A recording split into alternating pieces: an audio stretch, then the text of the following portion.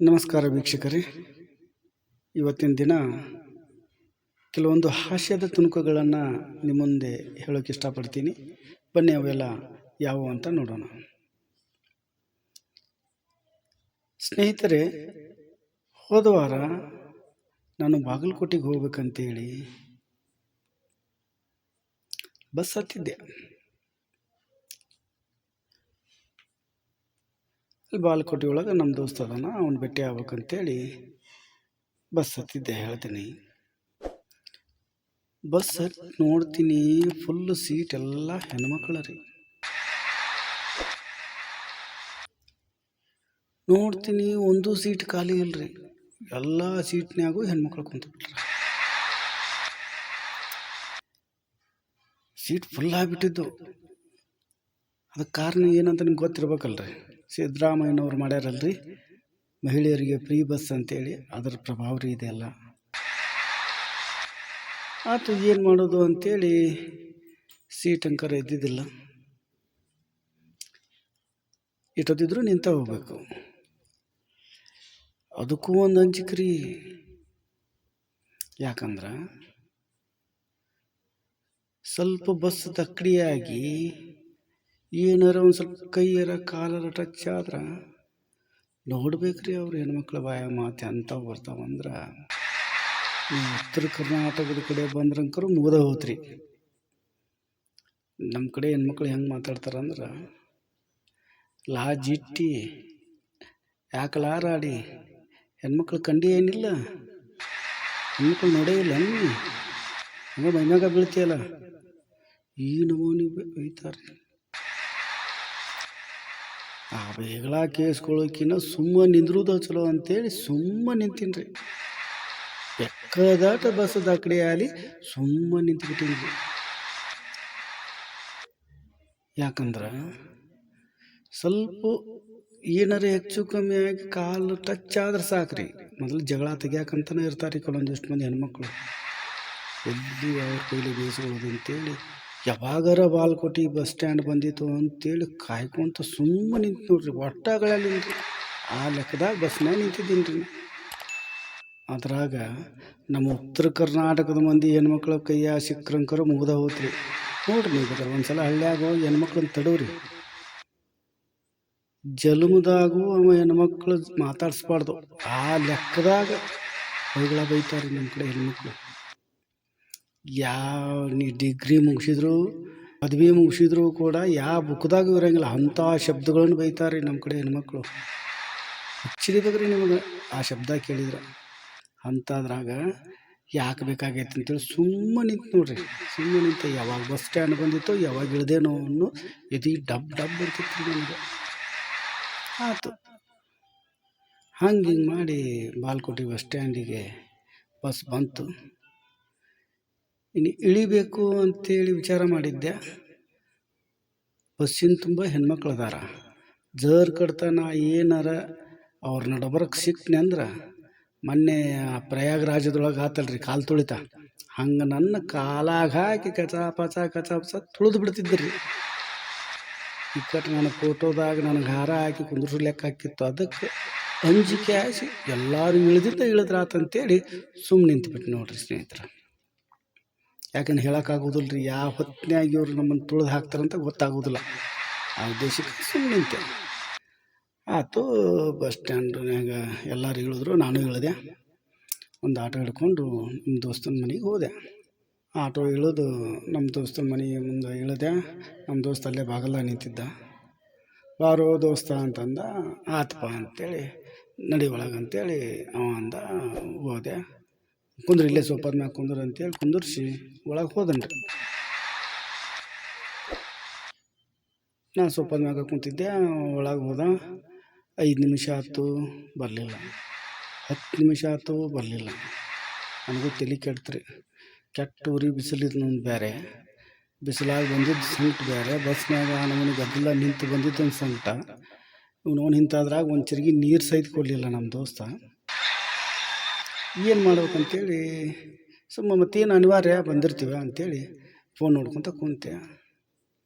15 ನಿಮಿಷ ಆಯ್ತು, ಬರಲಿಲ್ಲ. ತಲೆ ಪಿತ್ತನೆ ಎತ್ತಿಗೆ ಇರ್ತೀರಿ ನನಗೆ. ಇನ್ನೇನು ಸೋಮಗ ಇವ ಬರಲೇ ಇಲ್ಲ ತಡಿ ಅಂತೇಳಿ ಫೋನ್ ಹಚ್ಬೇಕು ಅಂತೇಳಿ ಅವ್ನ ನಂಬರ್ ತೆಗೆದು ಡೈಲ್ ಮಾಡಕ್ಕೆ ಹೋದೆ, ಬಂದನ್ರಿ ಸೋಮಗ. ಯಾಕೋ ದೋಸ್ತ ಆರಾಮದಿಲ್ಪ ದೋಸ್ತ ಅಂತಂದ. ಹೌದು ಆರಾಮದೀನಿ ಅಂತ ಹೇಳಿದ್ದೀನಿ ರೀ. ಕುಂತು ಸಂಕಟ ಒಂದಿತ್ತಲ್ಲ ನನಗೆ, ಮುಂದೆ ಬಿಜಾಪುರಿಗೆ ಹೋಗ್ಬೇಕು ಅನ್ನೋದೊಂದಿತ್ತು. ಅದ್ರಾಗ ಬಿಸಿಲು 1:30 2 ಗಂಟೆ ಆಗಿತ್ತು ಹೆಚ್ಚು ಕಮ್ಮಿ, ಕೆಟ್ಟ ಬಿಸಿಲು. ಅಲ್ಲಲ್ಲಿ ಹೇಳಿದೆ ಅವಾಗ ನಮ್ಮ ದೋಸ್ತ, ಅಲ್ಲಲ್ಲಿ ಬಂದು 15 ನಿಮಿಷ ಆಯ್ತು, ಒಂದು ಚರಿ ನೀರು ಕೊಟ್ಟಿಲ್ಲ ಸೊಳೆ ಮಗನ, ಎಲ್ಲಿ ಗಪ್ಪಾಗಿದ್ಲೇ ನೀನು ಅಂತ ಕೇಳಿದೆ ಅವಾಗ. ಅವನು ಏನು ಹೇಳ್ಬೇಕು ಗೊತ್ತೈತನ್ರಿ, ಇಲ್ಲ ದೋಸ್ತ ನೀನು ಬರೋಕಿನ್ನ ಮೊದ್ಲಕ್ಕೆ ಊಟ ಮಾಡ್ಬೇಕಂತೇಳಿ ತಾಟ ಹಚ್ಚಿಟ್ಟಿದ್ನ್ಯಾ. ಅಲ್ಲ ಅವನು ನಾ ಅಂದೆ, ನೋಡ್ರಿ ನಮ್ಮ ದೋಸ್ತ ಎಂಥ ದೋಸ್ತ, ಒಳ್ಳೆ ದೋಸ್ತ ಇವನು. ನಾ ಬರ್ತೀನಿ ಅಂತ ಗೊತ್ತಾಗಿ ಊಟಕ್ಕೆ ತಾಟ ಹಚ್ಚಿಟ್ಟ ನೋಡ್ರಿ ಇವನು. ಸೊಳ್ಳೆ ಮಗ ಎಷ್ಟು ಜೀವರೇ ಇರ್ಬೇಕಂತ ಭಾಳ ಖುಷಿ ಪಟ್ಟಿನಿ ರೀ ನಾ. ನಮ್ಮ ದೋಸ್ತಿಗೆ ಏನು ಹೇಳಿದ್ನಿ ಅಂದ್ರೆ, ಅಲ್ಲೇ ಹುಚ್ಚಿಗೆ ಯಾಕೆ ಬೇಕಾಗಿತ್ತಿದೆ ಎಲ್ಲ ಊಟ ಪಟ್ಟ, ಇನ್ನೇ ಈಗಾರ ನಾಷ್ಟ ಮಾಡಿ ಬಂದಿದ್ದೆ ಅಂತೇಳಿದೆ. ಅವ ಏನು ಅನ್ಬೇಕು ಗೊತ್ತೈತನ್ರಿ, ತಡಿಲಿ ದೋಸ್ತ ನಾ ಹೇಳೋ ಮಟ್ಟಾರ ತಡಿ, ಸ್ವಲ್ಪ ನಂದು ಕೇಳು ಮೊದಲಕ್ಕ ಈ ಕಟ್ ನೀ ಮಾತಾಡಕ್ಕಂತಂದ. ಹೇಳಪ್ಪ ಅಂತಂದೆ. ಅಲ್ಲ ಮತ್ತು ನೀನು ಬಂದೆ, ನೀ ಬರೋಕಿನ ಮೊದಲಾಗ ನಾ ಊಟ ಮಾಡ್ಕೊಂತ ತಾಟ ಹಚ್ಚಿಟ್ಟಿದ್ನೆ, ನೀ ಬಂದ ಸಂಬಂಧ ಬಾಗಿಲು ತೆಗಿಯಕ್ಕಂತ ಬಂದೆ, ಮತ್ತು ತಾಟಿನ ಮ್ಯಾಗ ಏನೂ ಮುಚ್ಚಿಟ್ಟಿದ್ದಿಲ್ಲಪ್ಪ ಅಂತ. ನೊಣಪನ ಬಿದ್ದಿದ್ದವನು ಸಂಕಟ ಒಂದಿತ್ತ, ಅದಕ್ಕೆ ನೀನು ಇಲ್ಲೇ ಕುಂದರ್ಸಿ ಒಳಗೆ ಹೋಗಿ ಮತ್ತು ನೊಣ ಬಿದ್ದಾವ ಅಂತ ತಿಳ್ಕೊಂಡು ಎಲ್ಲ ಇದ್ದದ್ದು ಹೊಟ್ಟೆ ಹಸ್ತಿತ್ತ, ಊಟ ಮಾಡಿ ಬಂದೆಪ್ಪ ದೋಸ್ತ, ಈಗ ಸಮಾಧಾನ ಆಯ್ತು ನೋಡು ಅಂತ ಹೇಳಿಬಿಟ್ರೆ. ತಣ್ಣಗಾದನ್ರಿ ನಾನು. ಅಲ್ಲ ಬಿಸಿಲಾಗ ಈ ಸುಳ ಮಗನ ಭೇಟಿ ಆಗ್ಬೇಕಂತ ಬಂದವ ನಾನು, ಒಂದು ಚರಿ ನೀರು ಕೊಟ್ಟಿಲ್ಲ ಈ ಮಗ ನನಗೆ, ಒಳಗೆ ಹೋಗಿ ಹೊಟ್ಟೆ ತುಂಬ ತಿಂದು ಬಂದಾನಂತ. ನೋಡಿರಿ ಅಂಥ ದೋಸ್ತರು ಇರ್ತಾರೆ ಜಗತ್ತಿನಾಗ. ಅಂದ್ರೆ ಇರ್ತಾರೆ ಕೆಲವೊಬ್ರು ಹಿಂಗೂ ಇರ್ತಾರೆ, ಕೆಲವೊಬ್ರು ಏನೂ ಬಿಟ್ಟು ಉಣ್ಣಂಗಿಲ್ಲ, ಬಿಟ್ಟು ತಿನ್ನಂಗಿಲ್ಲ, ನೀರು ಕುಡಿಯಂಗಿಲ್ಲ, ಎಲ್ಲನೂ ಕರ್ಕೊಂಡು ಮಾಡೋರು ಅದಾರ ರೀ ಜಗತ್ತಿನಾಗ. ಆದ್ರೆ ಇಂಥ ದೋಸ್ತ ಭಾಳ ಅಪರೂಪ ಸಿಗೋದು ನಮ್ಮಂಥವ್ರಿಗೆ.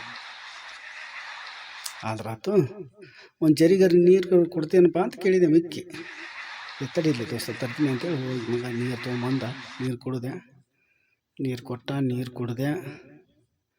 ಮುಂದೆ ಆತ್ಪ ದೋಸ್ತ, ಮತ್ತು ಮೊನ್ನೆ ಫೋನ್ ಹಚ್ಚಿ ಹೇಳಿದ್ನಲ್ಲ, ಮತ್ತು ಬಾ ಅಂತ ಹೇಳಿದ್ದೆ, ಬಂದೀನಿ ಲಗುನ ಒಂದು ಸ್ವಲ್ಪ ಮತ್ತು ಮೊನ್ನೆದ ರೊಕ್ಕ ಕೊಡ್ತಿತ್ತಲ್ಲ ಕೊಟ್ಬಿಡು, ನಾನು ಬಿಜಾಪುರಕ್ಕೆ ಹೋಗ್ಬೇಕಾಯ್ತೆ ಅಂತ ಅಂದಿನಿ ರೀ. ಅವ ಏನು ಅನ್ಬೇಕು ರೀ, ರೊಕ್ಕ ಅಲ್ಲಿ ದೋಸ್ತ ನಾನು ನಿಮ್ಗೆ ಯಾವಾಗ ಬಾ ಅಂತ ಹೇಳಿದ್ದೆ, ಸೋಮವಾರ ಬಾ ಅಂತ ಹೇಳಿದ್ದೆ ಅಂದೆ. ಮತ್ತು ಇವತ್ತು ಯಾವಾರ, ಮಂಗಳವಾರ ಅಂದೆ. ಮತ್ತು ನಾನು ನಿನ್ನೆ ಬಾ ಅಂತ ಹೇಳಿದ್ನಿಲ್ಲ ನಿನಗೆ, ಮತ್ತು ನಿನ್ನೆ ಬರಲಿಲ್ಲ. ಅವನು ಆ ಮನೆ ಮಾಲಕ್ಕೆ ಬಂದಿದ್ದ, ಆ ಸೊಳೆ ಮಗ ಬಾಡಿಗೆ ಕೊಡಬೇಕಂತ ಹೇಳ್ಕೊಂತಪ್ಪ. ಆದರೂ ಹೇಳಿದೆ ಅವಾಗ, ಆದರೂ ಕೇಳಿಲ್ಲ ಸೊಳೆ ಮಗ. ಇವನು ಬಾಡಿಗೆ ರೊಕ್ಕ ಇಸ್ಕೊಂಡು ಹೋಗ್ಬಿಟ್ಟಿನಿಲ್ಲ ದೋಸ್ತ, ನಿನಗೆ ಮತ್ತೆ ಇನ್ನೊಂದು ಸಲ ಕೊಡ್ತೀನಿ ನಾನು. ಸತ್ಯಪ್ಪ ಅಂದೆ ನಾನು. ಅಲ್ಲಿ ನೋಡ್ರಿ, ರೊಕ್ಕ ಕೊಡ್ತೀನಿ ಅಂತ ಹೇಳಿ ಕರೆಸಿದ ಇವ, ರೊಕ್ಕ ಕೊಡಪ್ಪ ಅಂತ ಕೇಳಕ್ಕೆ ಬಂದ್ರೆ ಸೋಮವಾರ ಯಾಕೆ ಬರಲಿಲ್ಲ, ಮಂಗಳವಾರ ಯಾಕೆ ಬಂದಿ ಅಂತ ಕೇಳ್ತಾನೆ. ತಲೆ ಕೆಡ್ತೀರಿ ನನಗೆ. ಆತಪ್ಪ ಮತ್ತು ಯಾವಾಗಾರ ಬರಬೇಕು, ಯಾವಾಗ ಕೊಡ್ತೀವಿ ಅದನ್ನಾರು ಹೇಳು ಅಂತಂದೆ ನಾನು. ಅವ ಏನು ಅನ್ಬೇಕು ರೀ, ಹೇಗೆ ಕೊಡ್ತೀನಿ ರೀ ದೋಸ್ತ, ತಪ್ಸಂಗಿಲ್ಲ, ಮುಂದೆ ವಾರ ಟಗರಿನ ಕಾಳಗದವು, ಟಗರಿನ ಕಾಳಗಕ್ಕೆ ಟಗರು ತೊಗೊಂಡು ಹೋಗ್ಬೇಕಾಗೈತಿ, ಪ್ರೈಸ್ ಗೆದ್ನಿ ಅಂದ್ರೆ ತಪ್ಸಂಗಿಲ್ಲ, ನಿನಗೆ ಕೊಡ್ತೀನಿ ಅಂತ ಹೇಳಿ ನನಗೆ. ಹೆಚ್ಚು ಹಿಡಿತ್ರಿ ನನಗೆ. ಅಂದ್ರೆ ಗೆದ್ರ ಆಟ ಕೊಡೋ ಇವ ಮಗ ನಮಗೆ, ಇಲ್ಲಿಕಂದ್ರೆ ರೊಕ್ಕ ಕೊಡಂಗಿಲ್ಲ ಅಂತ ಅಂದ್ಕೊಂಡಿನ್ರಿ ನಾ. ನೆತ್ತಿಗೆ ಇರ್ತೀರಿ ಮೊದಲ, ಹಂಗಾರೆ ನೀ ಗೆದ್ರ ಆಟ ಕೊಡೋವನು ಮಗನ ಅಂತ ಕೇಳಿದ್ದೀನಿ ರೀ. ಹಾಗೇನಿಲ್ಲ, ಗೆಲ್ತೀನಿ, ಗೆದಿತೀನಿ, ಮತ್ತು ನಾ ಗೆದಿಲ್ಲ ಅಂತೇಳಿ ನೀನು ದೇವ್ರ ಹತ್ರ ಬೇಡ್ಕೋಲ್ಲ ಅಂದ್ರೆ ನೀನು ರೊಕ್ಕ ಬರ್ತಾವ ಅಂತನ್ರಿ ಮಗ.